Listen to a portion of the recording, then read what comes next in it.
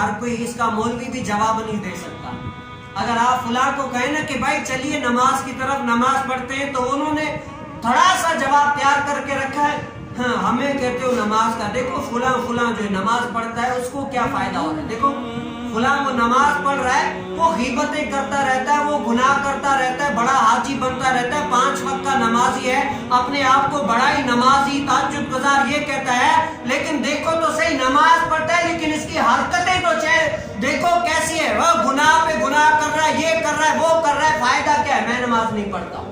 کیا ہے وہ ایسا کام کر رہا ہے, 5 وقت نماز پڑھ رہا ہے, یہی صحیح نہیں ہو رہا تو میں کیا کروں؟ مجھے نہیں نماز پڑھنی, یہ نماز پڑھ رہا ہے, اس کو دیکھو میں نماز کیا پڑھ کر کیا کروں.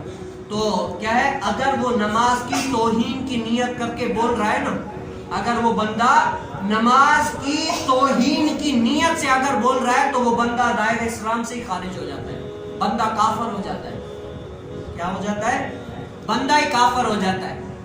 بھئی اگر اس میں لاکھ, جیسے ایک بندہ ہے صبح سے لے کر شام تک برائیاں کرتا ہے, گناہ کرتا ہے, سب کچھ کرتا ہے, برا ہے, آپ کے بقول برا ہے, ہم بھی کہتے ہیں یہ جو برائیاں کر رہا ہے برا ہے, لیکن جس وقت وہ نماز پڑھ رہا ہے اس ٹائم تو اچھا کام کر رہا ہے نا.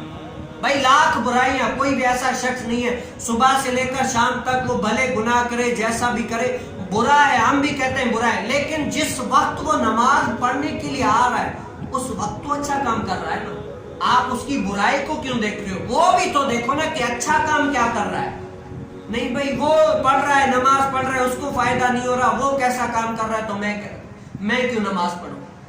یہ کون سا فلسفہ ہے, یہ کون سی منطق ہے, یہ کون سی بات ہو گئی؟ اگر یہ بات ہے, یہ ہوتا ہے نا گرتی دیوار کو اور دھکا, دیوار گر رہی ہو تو اور دھکا, کیا ویسے بھی گر رہی تھی میں نے دھکا دے کے گرا دیا, یہ کسی کی عقل میں بات نہیں آتی. بھائی لاکھ برا ہے, لاکھ گناہ گار ہے, لیکن جس وقت نماز پڑھ رہے ہیں اس وقت تو اچھا بندہ ہے نا, اس وقت تو اچھا کام کر رہا ہے نا.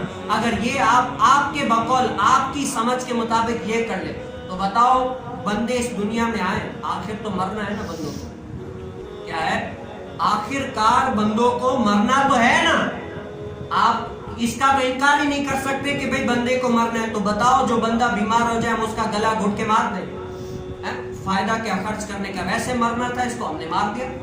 تو آپ کو کوئی بھی ذی شعور عقل والا یہ نہیں کہے گا کہ آپ نے اچھا کام کیا, کہیں گے آپ نے برا کام کیا, آپ جاہل ہیں, آپ نے کوئی بھی سمجھداری والی بات نہیں کی.